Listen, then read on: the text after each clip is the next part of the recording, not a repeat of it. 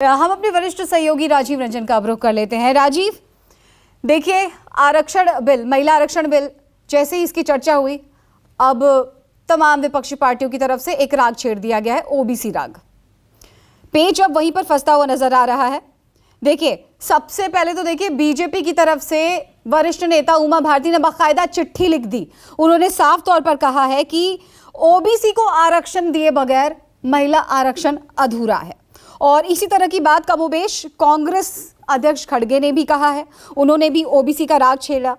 JDU SP सबकी यही मांग है कि यहां पर देखिए, कहीं ना कहीं रिजर्वेशन विद इन रिजर्वेशन की बात आ रही है, कोटा विद इन कोटा की बात आ रही है, तो पेच फंसता हुआ नजर आ रहा है। और बड़ी बात यह है कि इन बिटवीन क्रेडिट पॉलिटिक्स भी शुरू हो गई है, श्रेय लेने की भी होड़ मच गई है। आपने सुना, कल प्रधानमंत्री ने भी कहा कि इस बड़े काम के लिए ईश्वर ने उन्हें चुना है, यानी साफ तौर पर बीजेपी क्रेडिट ले रही है। और इसके अलावा सोनिया गांधी ने भी कहा कि अपना बिल है। और तो और देखिए, अब जब आपसे यह समझना चाहती हूं कि जो विपक्षी पार्टियां हैं, मसलन हम एसपी की बात कर लें, आरजेडी की बात कर लें, वो गांव में जाएंगी, ये पार्टियां कस्बों में जाएंगी, चुनावी माहौल है, वहां पर महिलाओं को साधने की कोशिश की जाएगी। उन्हें बताया जाएगा कि देखिए, दिल्ली यूनिवर्सिटी, जेएनयू शहरों में जो पली बढ़ी औरतें हैं, इस आरक्षण का लाभ सीधे सीधे उनको मिलेगा और ग्रामीण महिलाएं, एक बड़ा तबका, उससे वंचित रह जाएगा। तो कहीं ना ये दाव, सरकार का ये दाव उल्टा न पड़ जाए। तो यहां पर डिटेल में आपसे समझना चाहेंगे राजीव, महिला आरक्षण का चुनावी कनेक्शन क्या है?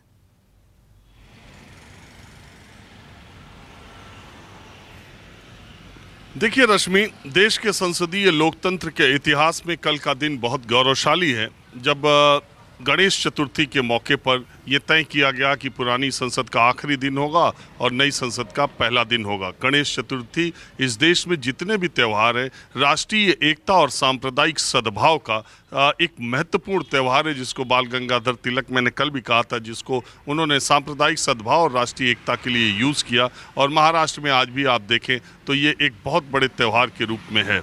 अब सवाल ये उठता है कि अगर महिला आरक्षण विधेयक लाना था और इसे पेश करना था, पास कराना था, तो उसके लिए इमरजेंसी सेशन बुलाने की ज़रूरत सितंबर के महीने में क्यों पड़ी? और उस इमरजेंसी सेशन की तारीख उसी दिन अनाउंस करने की ज़रूरत क्यों पड़ी जिस दिन मुंबई में इंडिया विपक्षी गठबंधन की तीसरी बैठक हो रही थी?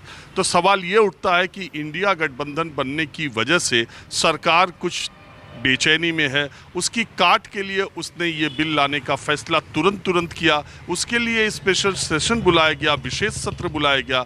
वो इसलिए कि जो इंडिया गठबंधन के जो राजनीतिक दल हैं, उनके परस्पर विरोधी विचार इसके पहले रहे थे और 2010 तक पूरे टकराव की स्थिति थी। अब सवाल यह उठता है कि महिला आरक्षण विधेयक पास और पेश कराने की इतनी मंशा प्रधानमंत्री नरेंद्र मोदी या बीजेपी सरकार की थी, तो फिर वो आखिरी 6 महीने में इसका फैसला उन्होंने क्यों किया?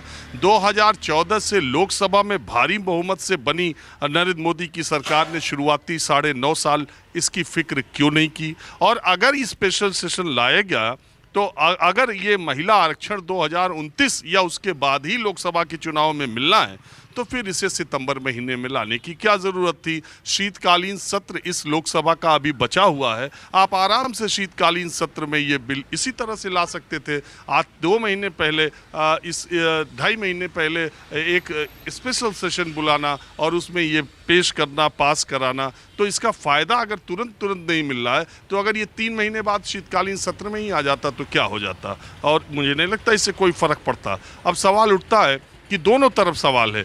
एक सवाल तो ये है कि इंडिया गठबंधन प्रधानमंत्री नरेंद्र मोदी के खिलाफ जो जुटे और मिले राजनीतिक दल हैं, वो उनकी महिला आरक्षण को लेकर के अलग अलग सुर में रहे हैं, लेकिन क्या वो आज भी एक ही सुर में बात करेंगे या सिर्फ प्रधानमंत्री का विरोध करने के लिए एक जगह पर इकट्ठे हुए रहेंगे?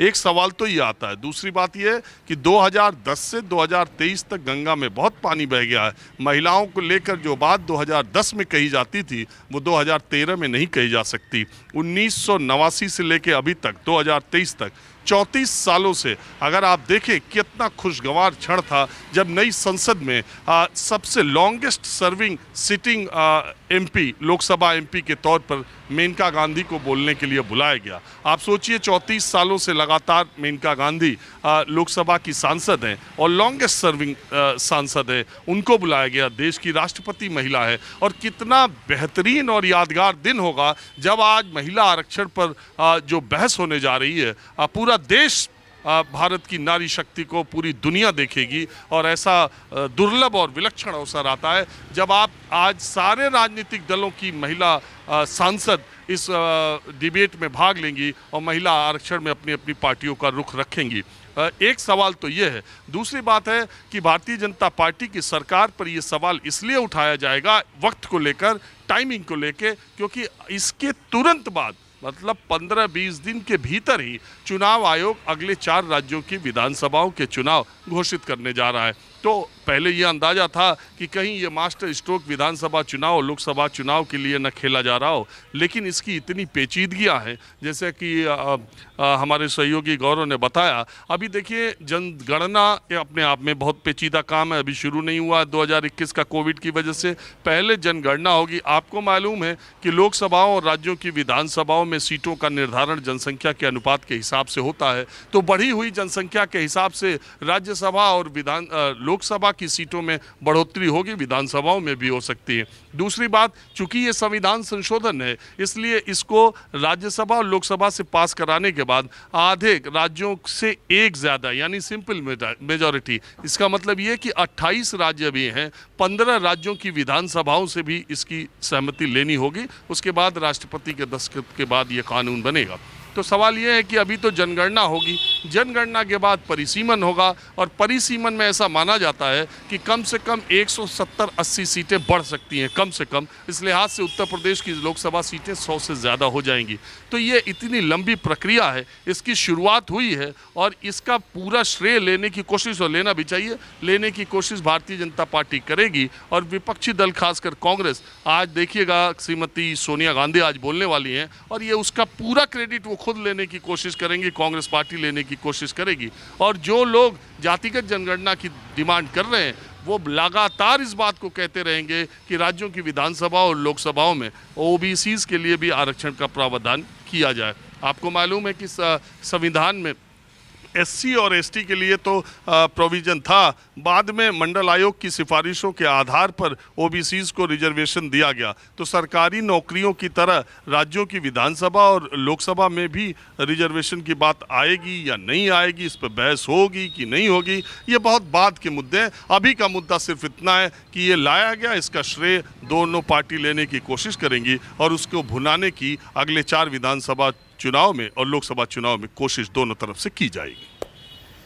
जाहिर सी बात है राजीव, ये अभी हम थोड़ी देर में देखेंगे भी कि किस तरह से दोनों ही पार्टियों की तरफ से, दोनों ही पक्ष की तरफ से यहाँ पर श्रेय लेने की कोशिश होगी और पुरजोर तरीके से होगी।